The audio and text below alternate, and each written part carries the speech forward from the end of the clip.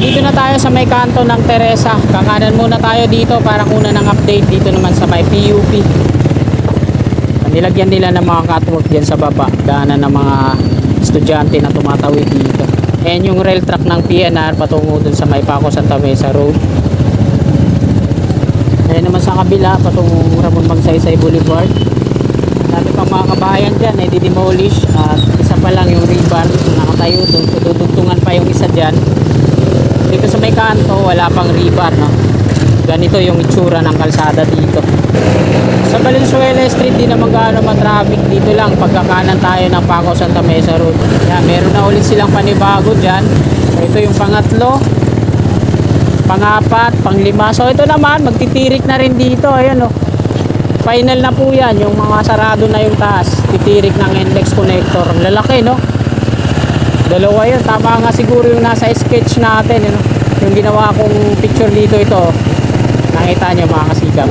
Sinimulan ko to, walang naniniwala sa paligid ko.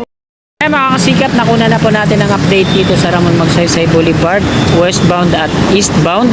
Ay dako naman tayo sa NLEX connector dito sa may PUP at dun sa Skyway Stage 3 Section 2A. Titingnan natin kung ano na po yung latest na progress na ginagawa nila ngayon. So tara, let's go! Nandito na tayo sa may kanto ng Teresa. Kakanan muna tayo dito para kuna ng update dito naman sa may PUP. Buti na lang hindi gaanong matraffic dito.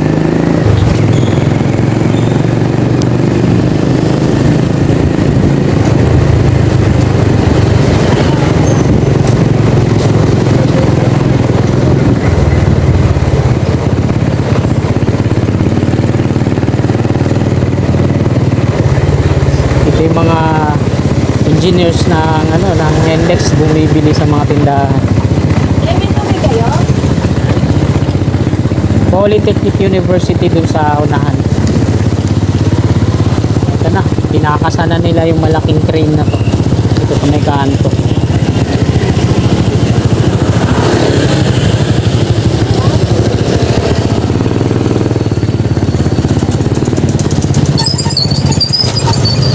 Itong mga bahay dito sa kaliwa natin, mali-demolish pa to mga kita. Ito yung phase 2 patungo dun sa may Paco Santa Mesa Road. Pero ng mga dalawang rebar cage ay tatlo na nandun pa sa likod, na nakatayo dyan sa harapan natin. So fix na yan mga kasigap, yung dalawang rebar na yan na mayroong mga steel ladder sa gilid-gilid kasi sarado na yung taas yan. Kasi pag dudugtungan pa nila yan, yung mga rebar niya sa taas hindi pa ganyan. At kumustahin naman natin dito sa kanan. So dito sa may pinakakanto wala pang tinitirik na rebar cage yan sa steel casing niya, maliban dun sa unahan.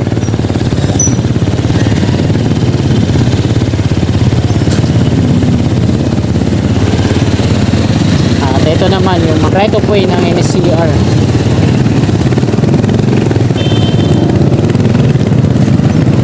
Patungo doon sa Santa Mesa Station. Polytechnic University. So U-turn na ako dito.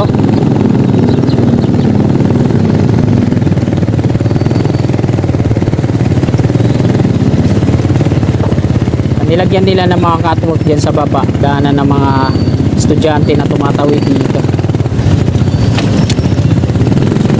Ayan, patungo doon. Ayan yung rail track ng PNR patungo doon sa may Paco Santa Mesa Road.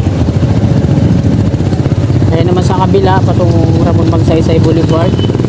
Dami pang mga kabahayan dyan ay didemolish at isa pa lang yung rebar nakatayo doon. Tudugtungan pa yung isa dyan. Dito sa may kanto wala pang rebar, no? Ganito yung itsura ng kalsada dito. Bako-bako, maputik at parang may baha konti.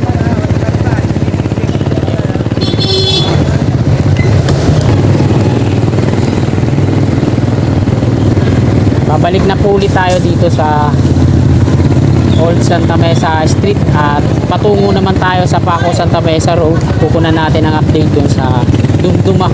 Ito yung Skyway Section 2A ng Skyway Stage 3.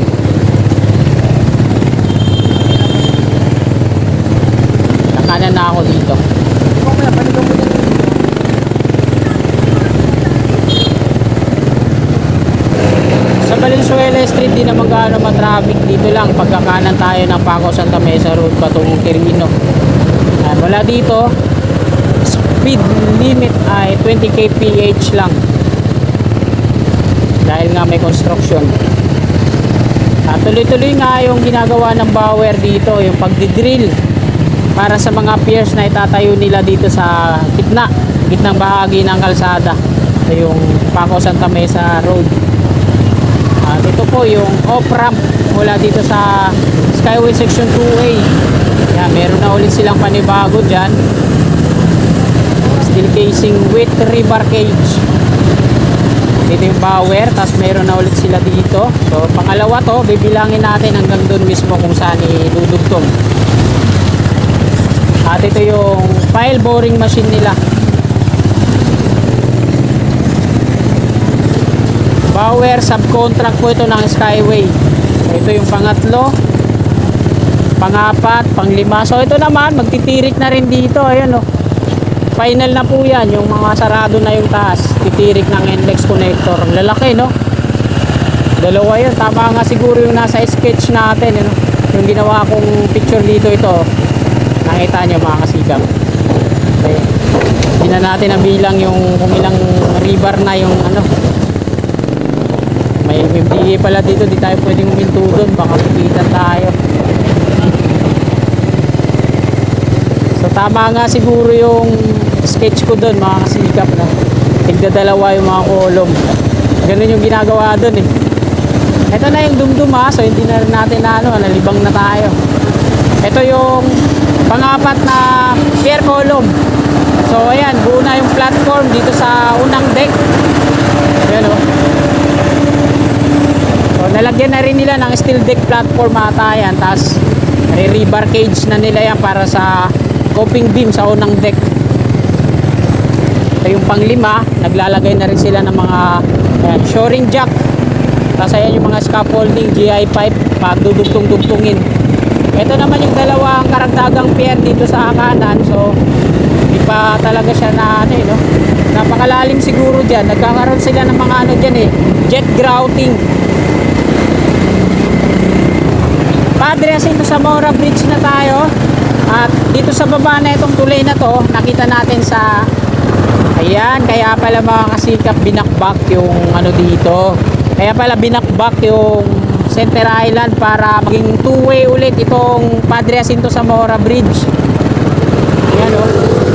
So dito sa baba ng tulay na to, meron ng soil testing na ginagawa dito mga kasikap.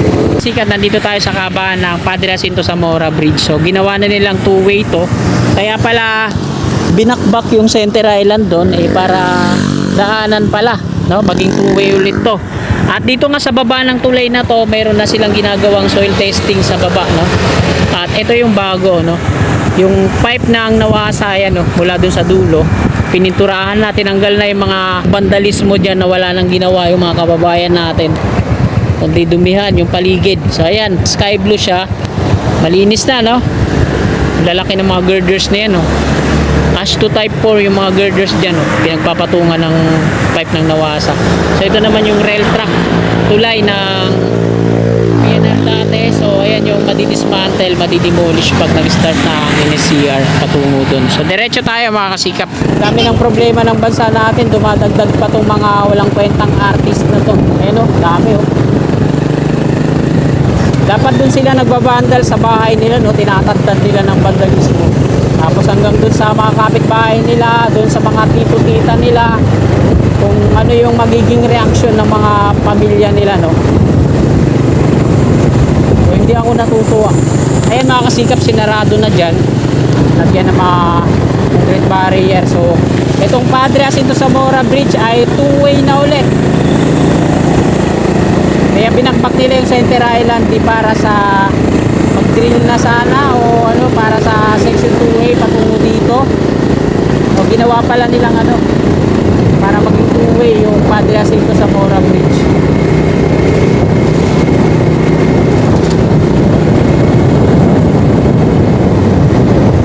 So itong flyover na to, hindi na nila inaayos.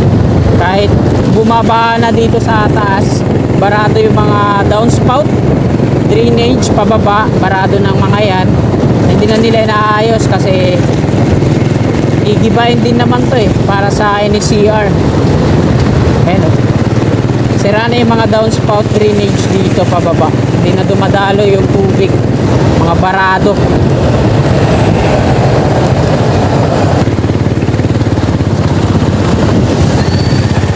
Lalalim na ng mga uka dito eh, no? Sa ano niya, sa slab.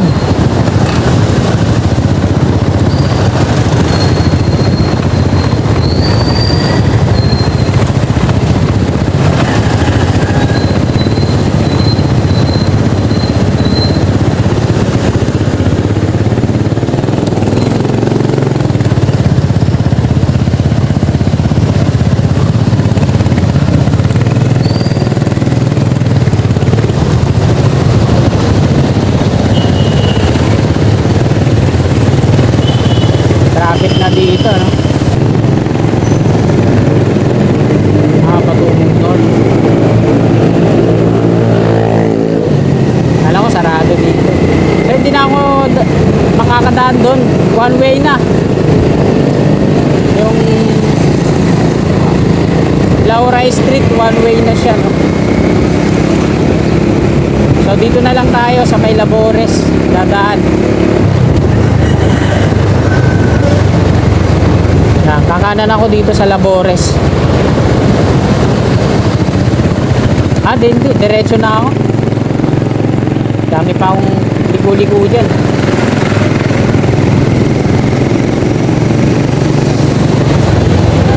Gulo ko eh, no? So nandito na tayo mga kasikap sa Quirino Avenue northbound. Ayan yung Plaza Azul.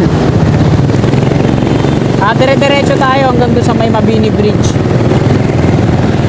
Dahil ito yung first outlet ko, Malacanang Park. So time check po tayo. Alas 8:20 na po ng umaga. So mayroon pa akong 40 minutes. Alas 9 kasi ang in ko.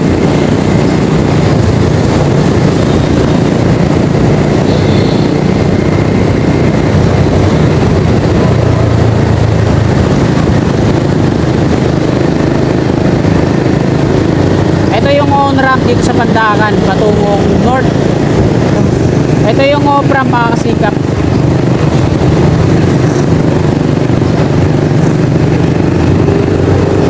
Okay, mga galing south, galing north. So dalawa yung off-ramp dyan.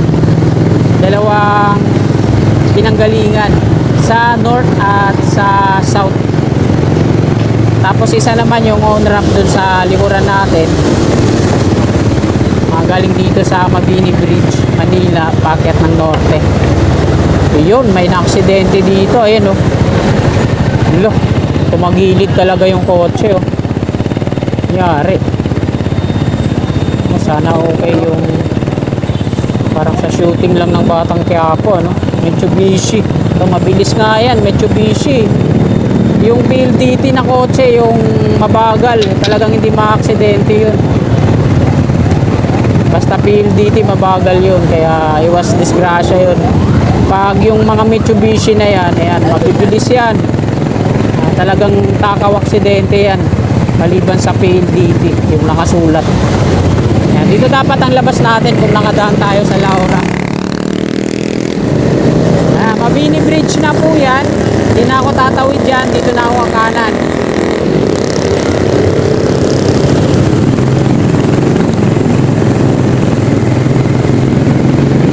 Dito na tayo sa ilalim ng Mabini Bridge. Ito yung Malacanang Park.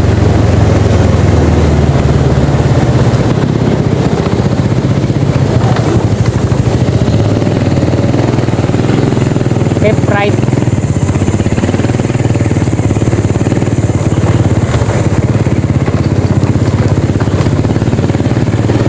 So dito tayo mag-end ng ating video sa harapan ng parking namin. Access Commissary.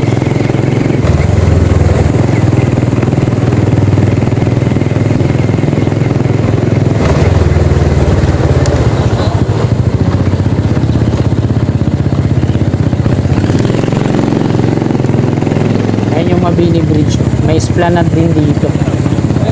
May esplanade dyan sa kanan natin. Pwede kayo maglakad-lakad dito, jogging. Ito na yung trabaho ko.